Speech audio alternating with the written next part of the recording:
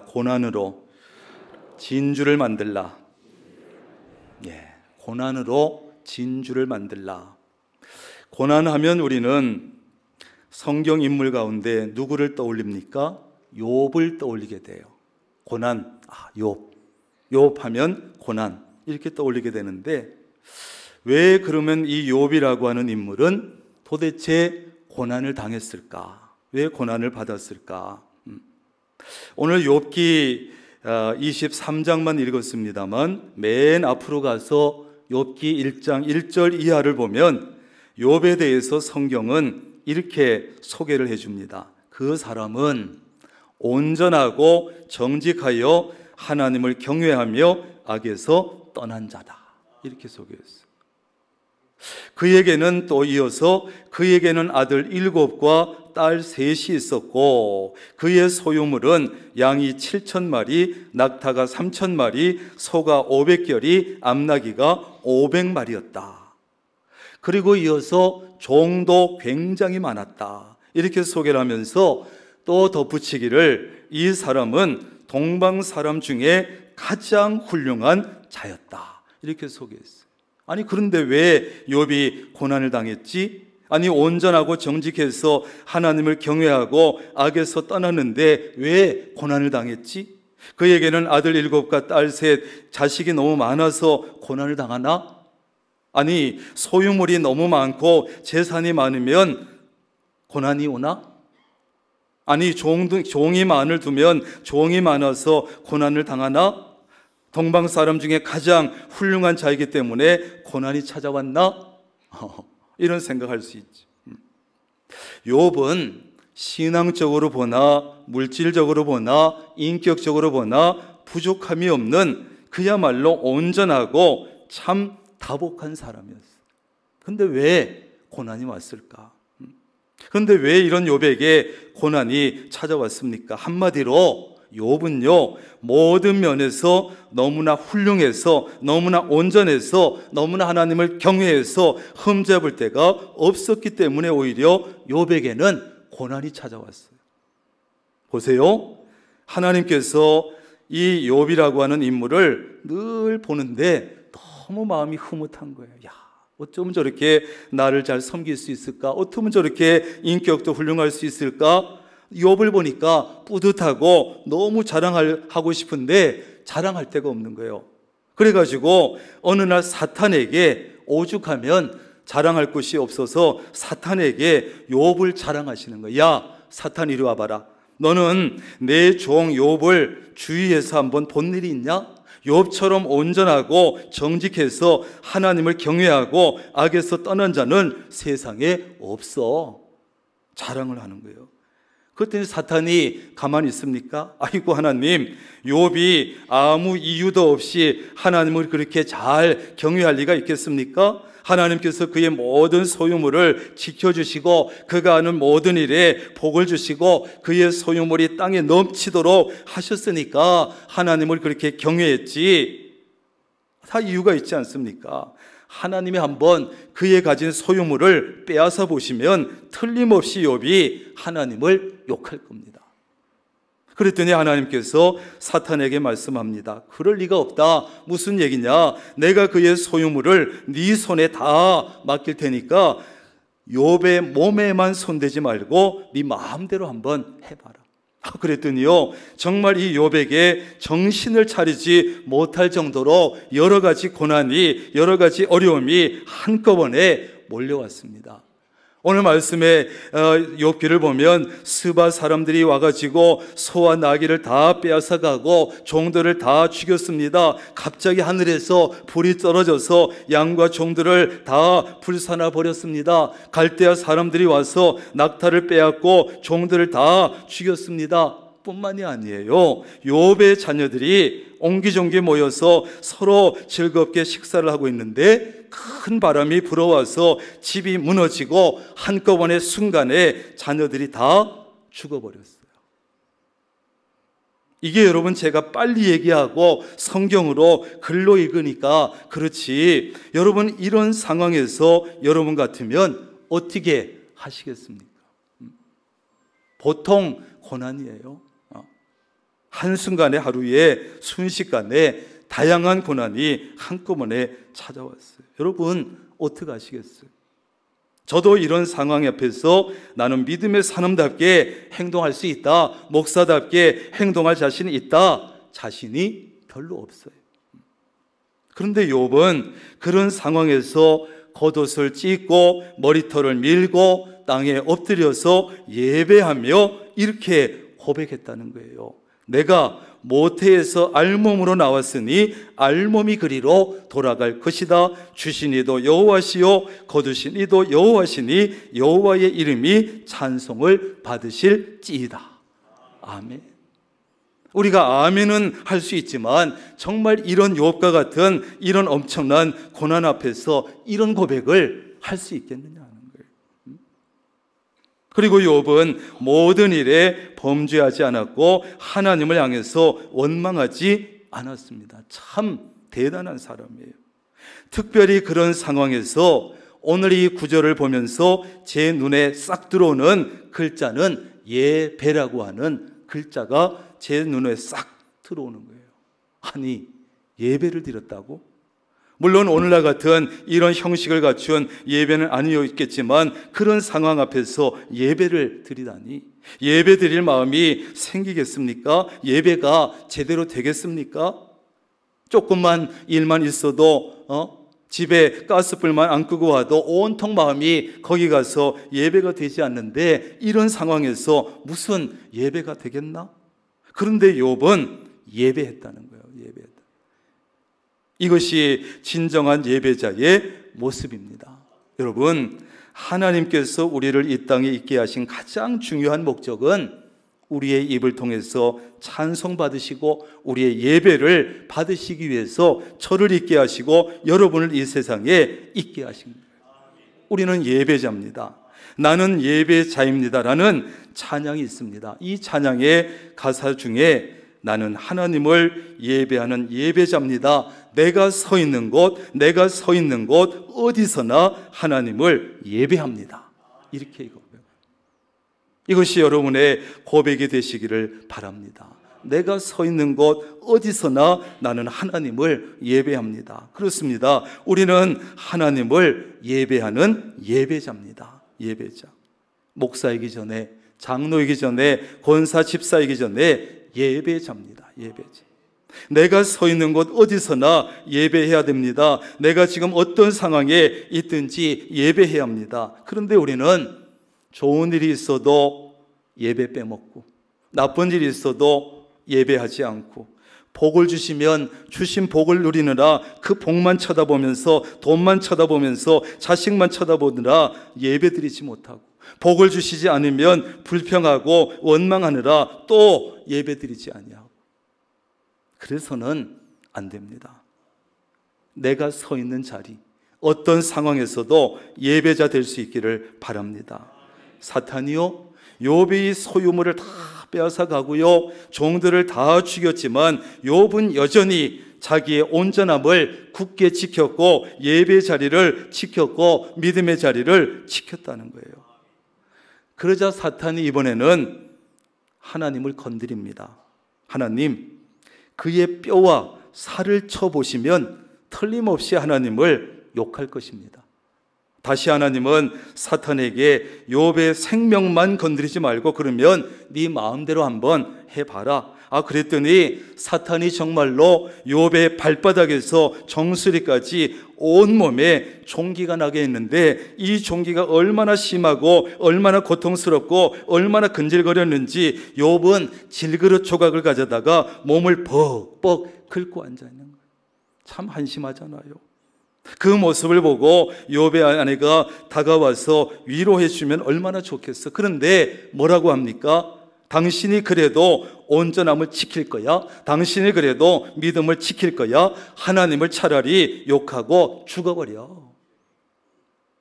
가슴에 정말 소금을 뿌리고 그랬는데 더 놀라운 사실은 욥이 이 아내의 이 말을 듣고 기가 막힌 말을 합니다. 여보, 우리가 하나님의 복을 많이 받았는데 화도 받지 않겠소? 이런 상황에서 나올 말입니까, 여러분? 하나님께 우리가 지금까지 그렇게 많은 복을 받았는데 화도 받지 않겠나? 욥은 입술로도 말로도 결코 죄를 짓지 않았어요.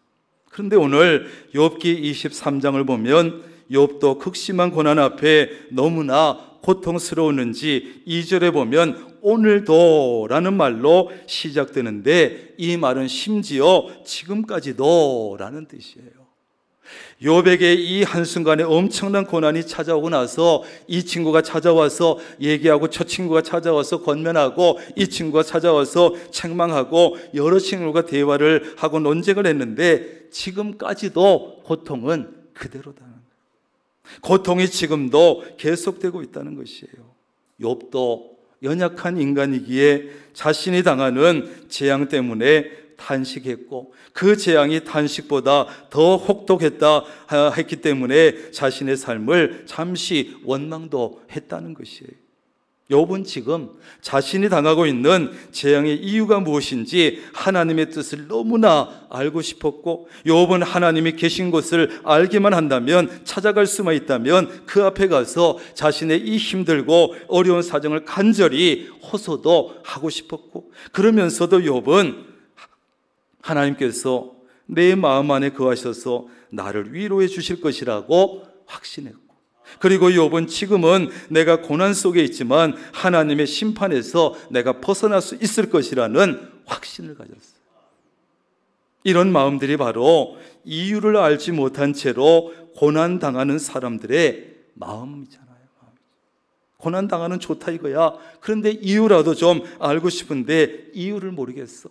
차라리 내가 생각해 보니까 죄를 지었어, 범죄를 했어, 그래서 고난을 당했으면 회개하고 돌이키면 되겠는데 아무리 생각해도 이유를 알 수 없어. 이유를 알지 못한 채 고난당할 때 성도의 마음이 이런 욥의 마음이지요. 우선은 계속되는 고난이 너무 힘듭니다. 지칩니다. 탄식이 절로 나옵니다. 원망도 나옵니다. 도대체 내가 왜 이런 고난을 당하는지 이유라도 좀 알고 싶고 하나님의 뜻이 너무나 궁금한 거예요. 여러분 그런 어려움이 찾아올 때가 있지 않아요? 생각해 보니까 특별한 내가 뭐가 없어. 그런데 고난이 오는 거야. 너무 궁금해. 나의 힘들고 어려운 사정을 하나님께 간절히 호소라도 좀 해보고 싶어. 그러면서도 믿음이 있어서 하나님께서 그래도 나를 위로해 주실 것이라는 확신이 들면서 내가 지금은 고난 속에 있지만 하나님 앞에 지은 죄는 없으니 고난에서 벗어날 것이라는 확신도 들어. 이게 우리 마음. 그런데 8절 9절에 보면 욥이 오늘 다시 탄식하고 답답해하고 있습니다. 내가 앞으로 가도 그가 아니 계시고 뒤로 가도 보이지 아니하며 그가 왼쪽에서 일하시나 내가 만날 수 없고 그가 오른쪽으로 돌이키시나 배울 수가 없구나. 얼마나 답답하겠어요. 한마디로 나는 이렇게 힘들고 고통스럽고 죽을 지경인데 하나님이 없는 것 같다는 거예요. 하나님이 보이지를 않는다는 것입니다. 분명히 하나님은 내가 알기에 지금 내 이 순간에도 내 곁에서 나를 위해서 일하실 텐데 만날 수가 없습니다. 내가 이유 없이 고난당하는 것을 아신다면 빨리 와서 고통에서 건져 주셔야 되는데 아무 말씀도 하지 않으시고 침묵하시는 거예요. 마치 하나님이 숨어 계신 것 같은 이때 우리 성도들은 굉장히 답답하고 힘들고 섭섭합니다. 기도도 잘 안 됩니다. 말씀이라도 좀 해주세요. 꿈에라도 나타나셔서 한마디만 해주시면 제가 이유를 알 수 없더라도 이유 없는 고난이지만 견뎌볼게요. 하나님 말이라도 좀 해주세요. 말이라도. 그러나 실제로 하나님은 엄연히 존재하실 뿐 아니라 살아서 역사하실 뿐 아니라 욥의 상황을 누구보다 분명히 알고 계셨습니다. 다만 문제 해결의 시기나 과정이나 방법은 하나님의 뜻에 의해서 결정되는 거예요. 내가 원하는 때에 내가 원하는 방법이 아니라 하나님의 뜻에 따라 되는 것이에요. 우리가 고난당할 때 하나님께서 우리 눈에 보이지 않으실지라도 하나님은 분명히 우리 곁에 계십니다. 계십니다. 우리의 사정을 알고 계십니다. 아무 말씀 없이 침묵하실지라도 하나님은 우리를 위해서 일하고 계십니다. 그러므로 우리는 이유를 알 수 없는 고난을 당할지라도 하나님을 바라봐야 되고, 하나님을 의지해야 되고, 하나님을 끝까지 신뢰해야 합니다. 그게 믿음이에요. 그게 믿음. 때가 되면 하나님께서 놀라운 방법으로 모든 것을 회복시켜 주시기 때문에 그래요. 실제로 욥기 마지막 장에 보면 하나님께서 욥이 그동안 고난받으며 잃어버렸던 것들을 다 회복시켜 주셨어요. 욥기 42장 12절입니다. 여호와께서 욥의 말년에 욥에게 처음보다 더 복을 주시니 그가 양 14,000과 낙타 6,000과 소 1,000결이와 암낙이 1,000을 두었고 또 아들 7과 딸 3을 두었으며. 아멘. 눈치 빠른 분들은 제가 초반에 말씀드린 1장 3절에 욥을 소개하는 내용이 떠오를 거예요. 거기 나오는 숫자에 정확하게 2배를 주신 거예요. 몇 배요? 2배로 회복시켜 주셨어요. 아내와 자녀를 빼고는 모두 2배로 회복시켜 주셨어요. 그러면 왜 아내와 자식은 2배로 주지 않으실까? 퀴즈.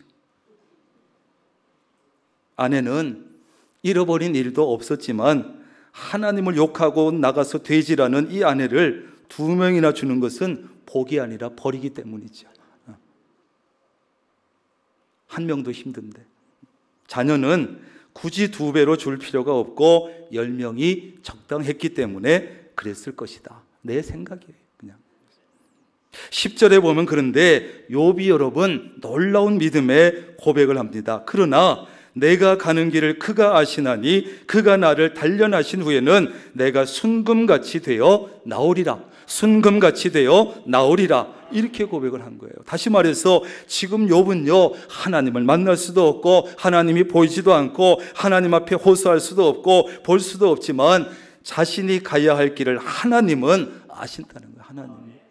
내가 가는 길을 나는 모르지만 하나님은 아신다는 것입니다. 그렇습니다. 여러분, 우리도 내가 가는 길을 나는 모를 때가 많습니다. 내가 이해하지 못할 때가 많습니다. 하나님이 인도하신다는 생각은 가지고 있지만 내가 이해하지 못할 때가 많이 있다고요. 많이. 그러나 하나님은 다 알고 계십니다. 마지막이 어떻게 될지, 지금 이렇게 나를 인도해 가시는데 하나님의 목적지는 어디인지, 마무리를 어떻게 하실지 정확히 알고 계시고 그것으로 인도해 가고 계십니다. 그분이 하나님이에요. 욥은 이유를 알 수 없는 고난을 당하고 있지만 이것은 하나님께서 나를 단련시키는 것이라고 표현하고 있어요. 뭐 하고 계시다고요? 단련하고 계시대. 단련은 국어사전에 보면 쇠붙이를 불에 달구고 망치로 계속 두드려서 단단하게 만드는 과정을 단련이라 그래요. 단련. 하나님께서 지금 나를 고난이라고 하는 시뻘건 불 속에 넣어서 뻘개지도록 달구고 고난이라고 하는 망치로 계속 나를 두드리고 계신다는 거예요. 지금은 너무나 힘들고 뜨겁고 고통스럽지만 언젠가 이 단련이 끝나면 나는 순금같이 되어 나올 것이라고 확신하는 거예요. 다시 말해서 내가 받은 고난이 나를 순금으로 만들었다. 불순물이 다 제거된 순금으로 나를 만들었다. 무엇이? 고난이. 이것은 지금 극심한 고난 속에서 아무런 소망을 발견할 수도 없고 절망할 수밖에 없는 이런 욥에게서 나온 놀라운 믿음의 고백이라는 사실이에요. 고통을 지나서 고난을 지나서 한 고백이 아니라 한참 고난 속에 있으면서 했던 욥에게 나온 놀라운 믿음의 고백입니다. 이 고백을 들으신 하나님은 아마 엄지손가락을 척 세우시면서 사단에게 말씀하셨을 거예요. 야 사단아, 내 종 욥의 놀라운 믿음의 고백을 너 듣고 있냐? 그리고 사탄은 기가 팍 죽었을 거예요. 여러분의 믿음이, 여러분의 모습이 하나님의 엄지손가락이 지켜질 수 있는 믿음이 되기를 바랍니다. 봤냐? 저 명락교회 저 누구, 장로 저 누구, 권사 누구, 권사 너 보고 있냐? 여러분은 보석 좋아합니까? 보석? 남자들보다는 주로 여성들이 보석을 굉장히 좋아하시죠. 이 보석 중에는 영어로 펄이라고 하는 진주가 있습니다. 진주. 저는 결혼한 지 올해 32년째가 됐는데 아직 아내에게 보석을 한 번도 사주지 못했어요. 좁쌀 만한 것도 못 사줬는데, 그런데 작년에 노회 임원 수련회로 베트남에 갔을 때 제가 드디어 처음으로 보석을 사줬어요. 보석. 장사하는 분들이 하도 따라다니면서 조르길래 진주 목걸이를 사줬어요. 3개에 10,000원, 하나는 30,000원, 이렇게 해가지고 목걸이를 4개나 진주 목걸이를 사줬어요. 모양은 비슷해요. 3개에 10,000원짜리나 1개에 30,000원짜리나. 근데 조금 다른가 봐요. 제가 이래봬도 아내에게 보석을 사준 남자입니다. 오늘 설교의 제목을 고난으로 진주를 만들라, 이렇게 제목을 만들어 봤어요. 여러분, 진주의 색깔은요, 뭐에 따라서 결정되느냐 하면 진주 껍데기 안쪽, 진주 껍데기 안쪽 색깔에 따라 진주의 색깔이 달라집니다. 그래서 이 안쪽의 색깔이 다양하기 때문에 다양한 색깔이 나올 수 있어요. 우리는 주로 흰색 그런 진주를 많이 보는데, 이 진주는 색상도 크기도 광택도 모양도 표면 상태도 아주 다양합니다. 크기도 좁쌀만한 것부터 엄청 큰 게 나오는데, 지금 세계에서 가장 큰 진주는 직경이 1.6m, 직경이 1.6m, 무게가 3톤 이거예요. 좀 놀라주세요. 놀라주세요. 어쨌든 다양해요. 여러분, 마찬가지로 우리가 삶을 살면서 만나게 되는 이 고난의 종류도 굉장히 다양하다는 거예요. 고난의 강도도 다양해서 어떤 사람은 욥처럼 정말 강한 그런 고난을 만나기도 하고, 어떤 사람은 좁쌀만한 고난을 만나기도 하고, 다양하고 크기도 다양하고.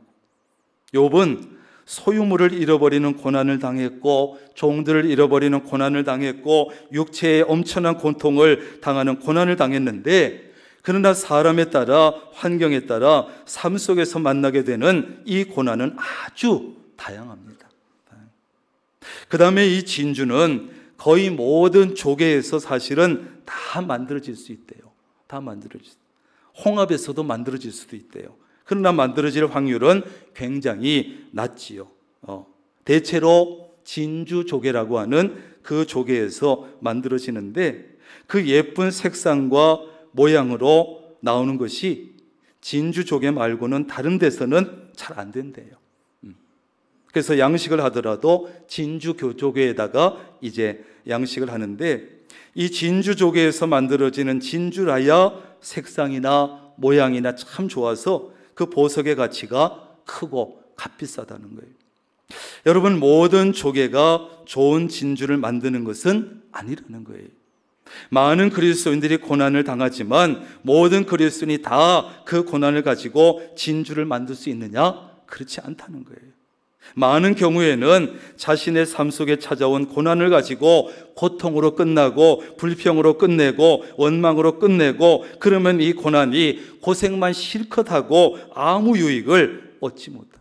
그래서는 안 된다는 거지. 욥은 고난을 통과하면서 단련되고 연단되어서 순금 같은 존재가 됐습니다. 고난이 이 욥이라고 하는 사람을 불순물이 거의 없는 순금으로 만든 것입니다. 우리도 고난이 찾아왔을 때 그렇게 해야 합니다. 고난이 고난으로 끝나게 해서는 안 됩니다. 고난이 고통으로 끝나게 해서는 안 됩니다. 고난이 불평과 원망으로 끝나서는 안 됩니다. 우리는 반드시 고난을 가지고 진주를 만들어내야 돼요. 이것은 고난을 만났다고 해서 다 모든 사람이 그렇게 할 수 있냐? 그렇지 않다는 거예요. 모든 조개 종류가 진주를 만들지만 잘 만들어지지도 않고 가치 없는 것을 만들어내듯이 진주 조개 같은 그런 그리스도인들만이 고난을 진주로 만드는 것입니다. 여러분, 진주 조개 같은 그리스도인들 되시기를 바랍니다. 그러면 고난이 찾아왔을 때 어떻게 해야 고난을 진주로 만들어낼 수 있느냐? 우선은 고난 당하고 있을 때 말을 조심해야 돼요. 입을 조심해야 돼요. 이런 명언이 있습니다. 진주를 품은 조개는 함부로 입을 열지 않는다. 시작. 그렇습니다. 진주를 품고 있는 조개는 함부로 입을 열지 않아요. 고난을 만났을 때는 특별히 말을 조심하고 입을 함부로 열지 말아야 합니다. 하나님 앞에서, 사람들 앞에서 마찬가지, 하나님 앞에서도 사람들 앞에서도 함부로 말을 해서 안 됩니다. 함부로 입을 열어서 부정적인 말을 하고 불신앙적인 말을 하지 말아야 합니다. 믿음 없는 말을 하지 말아야 합니다. 말에서 실패하면 그 사람은 고난을 이길 수 없습니다. 말에서 실패하면 고난에서 승리할 수 없습니다. 고난을 가지고 진주를 만드는데 실패합니다. 우선은 말에 있어서 성공해야 돼요.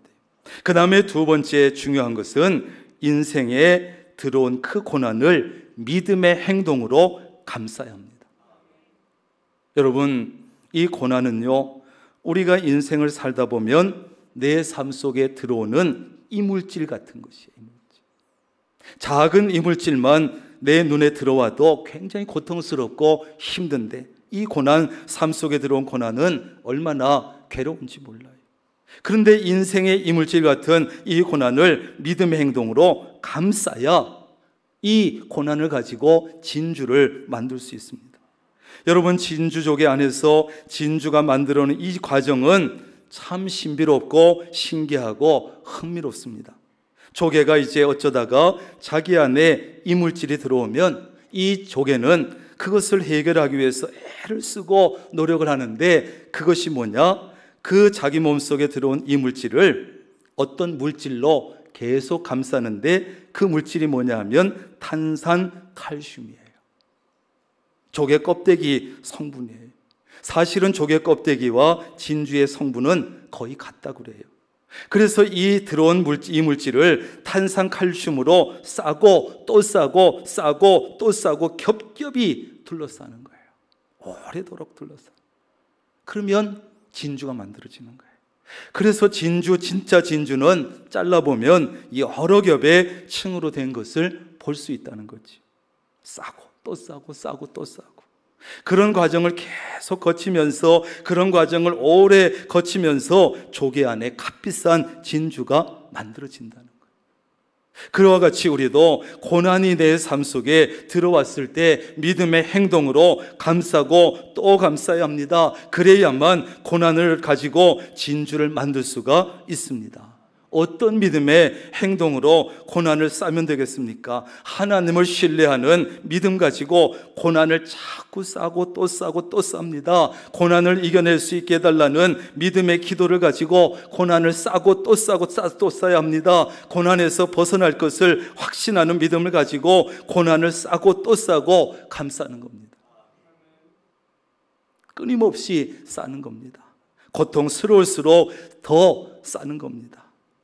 욥의 말처럼 하나님께서 감탄하실 만한 긍정적인 말로, 믿음의 말로, 신앙적인 말로 내 속에 들어온 그 고난을 싸고 또 싸고 계속 싸는 겁니다. 주신 이도 여호와시요 거두신 이도 여호와시오니 여호와의 이름이 찬송을 받으실지니이다. 내가 하나님께 복을 받았은즉 화도 받지 아니하겠느냐.